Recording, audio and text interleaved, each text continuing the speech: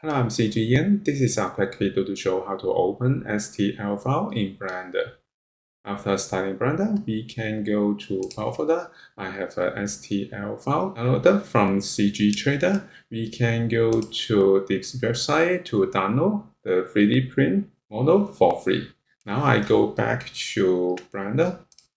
If you want to open STL in Blender, we can go to File and Import. We can find STL here. Click, and then we can go to the file folder and then go to select the file, the STL file, and then we can keep the default setting and import it. Now make sure that we select the objects and press Numpad dot to view it. So this is how we can open STL file in Blender. Thank you for watching this video. Hope this helped. Please subscribe this channel. More video will be shared with you. I'm CG Ian. See you in the next video.